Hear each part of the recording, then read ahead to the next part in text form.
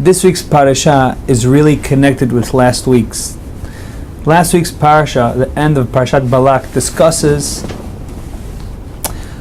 the final solution, the plan which Bilaam gave over to Balak, and that is, he gave him the wild suggestion.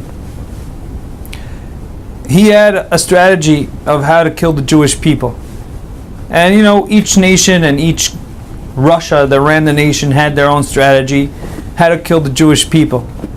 However, Bilaam had a strategy which won't cause any bloodshed, it won't cause any propaganda. And his brainstorm was new. First he thought he'll curse the Jews and it'll take a minute. Gemara and Brachot brings down, it would have taken a second. He would have said the word Kalem and finished, it would have been over. When that didn't work, he came up with a new strategy. He told Balak, listen, I can't curse the Jews as suggested. Regardless of how much you'll pay me for wages for my services, I'm sorry, I can't have your plan, come to fruition. However, I'll give you a word of advice. Elokav shel elu sone zimahim. Hashem hates sone zimahu. Hashem hates zima. And if you get your girls or any other female to sin with the Jewish nation, that will cause Hashem to get angry, and then Hashem will go ahead and do what He has to do, and it won't even be you doing it. Hashem will take care of the job Himself. Can't get a better strategy than that. You won't look bad in the eyes of the media, and your goal has been met by HaKadosh Baruch Hu doing it Himself. The question is, we know Hashem hates many midot. For example, a person who's a Baal Ga'ava. We know that it says in the Mesilat Yesharim, Toivat Hashem kol gevalev. Why did Bilam find it? Because Elokov shel elu sona zimahu. He hates Ga'ava as well. Toivat Hashem kol gevalev. Me and him cannot be in the same room, Hashem says. What was it about Znut which Bilam saw that will get Hashem more upset than any other Avirah, which we find explicit where Hashem says, I don't appreciate the sin?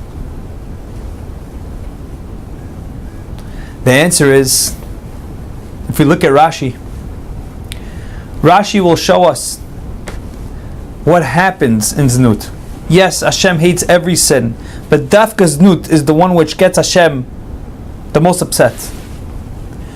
Rashi in Perek Chafhei, Pasuk Bet, Parshat Balak in the end, it says, Vatikrena la'am lizivche Elohehen. Let's start with Pasuk Aleph so we get a clearer picture. Vayeshev Yisrael b'Shittim, and Israel dwelled in Shittim. Vayachel la'am liznot et benot Moav. The nation started to have znut. Vatikrena la'am lizivche Elohehen, vayachel la'am veishtachu le'Elohehen. What did the girls of Moab do? They got the Jews to bow down to Avodah Zarah. Rashi brings down in Pasuk Bet, Vashitashtachavu le'Elohehen, kishetakaf yitzur alav, v'homer la ashmi ili. When the Yetzer Hara gets empowered, when it engulfs your whole being, when it takes over your whole body, she tells him, listen to me, and bow down. And she takes out a little Avodah Zarah from her pocket. Bow down to it. When he wants to get her attention, she says, no problem, only via the Baal Pa'ar will I get your attention. Why did the girls of Moab make the Jewish people bow down to Avodah Zarah? What was it? That wasn't part of Bilam's advice. Bilam's advice is they should just have Zanut. Why is it that what brought to their minds the concept of perhaps we should get the Jewish people to bow down to Baal Pa'ar? That wasn't part of the deal. What was the girls' point? What was their statement? What was their punchline they were trying to get to? What was their catch by bringing out the Avodah Zarah? The answer is, and this is the punchline, and this is the worst sin. Even though all the sins are bad, and Hashem hates each one individually for its own reasons, but when it comes to Znut, there's something special. unique or special is the wrong words to use when it comes to znut, but there's something different by znut which you don't find by anything else. And that's what triggered it, and Bilaam knew this. And that is when a person's Yetzer Hara takes over his guf for znut. It's different than when it takes over your body, the ta'ava of killing, the ta'ava of stealing. When znut takes over your body, you're not thinking anymore. Jewish people all of a sudden go to Avodah Zarah. These are people who ate man from Shemayim. These are Jewish people who drank from Be'er Shel Miriam. There's no spiritual people alive. What shaykhs do they have with Baal Par? The girls needed to prove to them that look at you. For a little ta'ava, you're ready to sell yourself and all your dignity and everything you stand for. Everything a Jew lives for can be taken over from znut. If you had your full capability of thinking at that moment, is that a normal cheshbon to make? Does it make sense to bow down to Avodah Zarah, to sell everything you're worth, all your dignity, throw it down the toilet for znut? Any person with common sense will never do something so ridiculous, so crazy. To trade everything he's struggled to earn, to trade his life, to trade everything he stands for 5 minutes of znut. Baal Par was the sickest Avodah Zarah a human being can do. Baal Par wasn't a regular Avodah Zarah you just bow down to. Baal Par was an action of disgust. It's the lowest thing a human being can do. The most undignified a human being can do is serve Baal Par. And yet, they were ready to sell their dignity for znut. That's the sin which can get to Hashem's anger. And that is because we were born to think. Jewish people were born to have control over their seichel, to have their seichel guide and lead their lives for them. The message is, the power of znut, what it can do to a human being, is scary. I'll go back just a bit to the Kohen Gadol. In Sefer Vayikra we are taught that Kohen Gadol is not allowed to marry a grusha and an almana. A grusha, I very well understand why he cannot marry. It's below his dignity. Nebuch the almana, what'd she do? Why can't he marry an almana? Almana, on the contrary, if the Torah is all about being sensitive to a human being, almana should be the first one on the list. Be sensitive to her. Look, she got a Kohen Gadol. She'll live the rest of her life with some dignity. She married a Kohen Gadol. Yes, her first husband died. Yes, she suffered the consequences. But in return, she got a Kohen Gadol.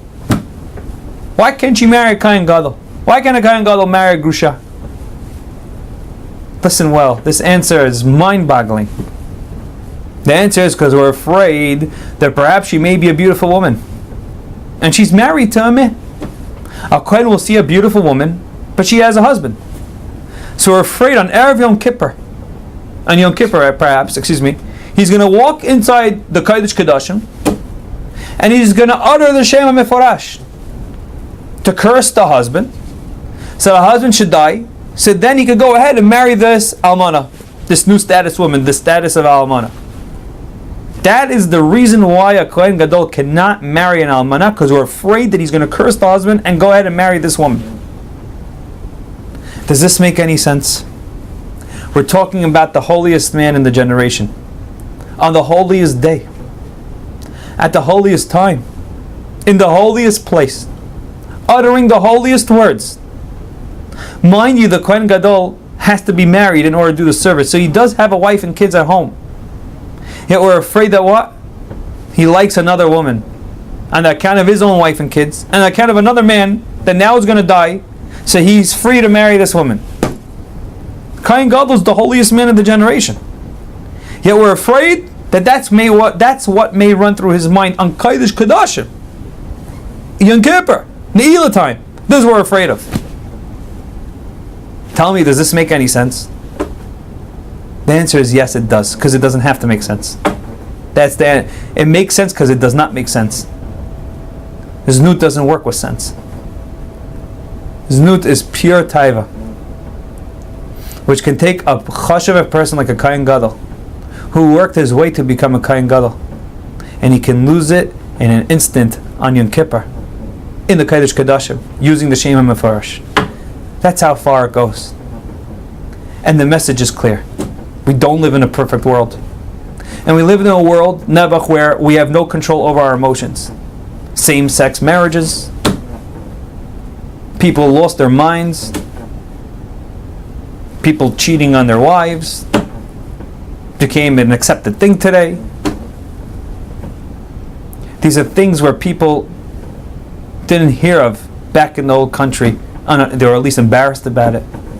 Jewish people didn't get divorced back in Europe. And when they did, no one spoke to them.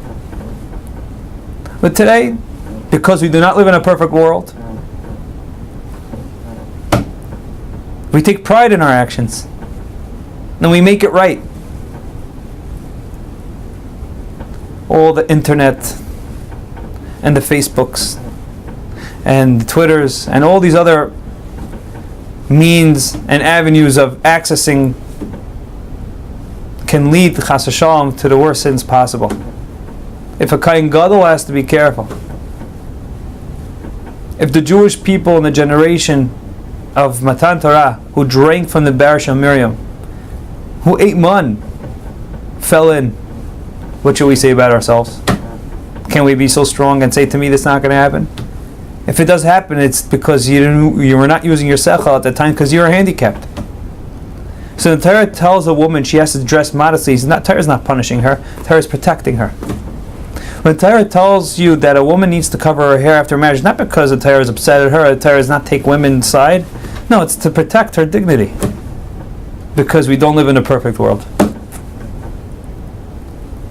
In Parshat Pinchas, when he went, he killed the people who he killed, Zimri and Cosby. He did the biggest thing by bringing the Shekhinah back to the camp. He did shalom. He was ayiv shalom v'radeh shalom. You killed somebody? The answer is he brought order back to the camp. If not for him, everybody would have died. And yet what? He's called Pinchas ben Elazar ben Aaron Kohen. Why? Rashi says, because then people were talking about him and saying, Ru'u ben Putizeh shepitem avi aviv Avodah Zarah, his grandfather, which was Yitro, fattened up calves for Avodah Zarah, hence his grandson goes and kills people. That's the way they talked? Were they Meshuggah? Pinchas saved their life. Pinchas is the one who stopped the Magefa. Here, when you're involved in Znus, you don't think straight. And they made their Znus right, so hence Pinchas is wrong. So Torah had to protect him by calling him Ben Aaron Kohen, not Yitro, what people were saying. That doesn't make sense. The answer is it doesn't have to. When it comes to Znut, it doesn't make any sense. And that's why the Torah had to align him with Aaron Kohen and not Yitro, Kaviyacho. So people shouldn't say, yeah, he acted upon the pulse of his other grandfather, not Aaron Kohen. The people had to be crazy to talk that way. Pinchas saved their life. All their lives were saved because of Pinchas. But that's the answer. When you're involved in Znut, you don't think at all. And when you do, it's usually negative. Hashem shall help us, B'ezrat Hashem. That at a time like this, with the government which we have, which makes abortions and, not Torah-style weddings legal, we have to catch ourselves and say, you know what? What are we going to do to protect ourselves? And Hashem should give us strength in Siyad D'Shmaya. Every Parshat Shavua has the Siyad D'Shmaya. May this be the Siyad D'Shmaya that we can protect ourselves as Hashem to be able to grow Michael L'Chayil. Have a great Shabbos. Have a Shabbat Shalom. Appreciate who you are. Remember, you're Jewish and you're special, and you have a chance, men and women, to work on your siniyut, to become greater people. Say Chas v'Shalom, you shouldn't fall into the pit. Shabbat Shalom.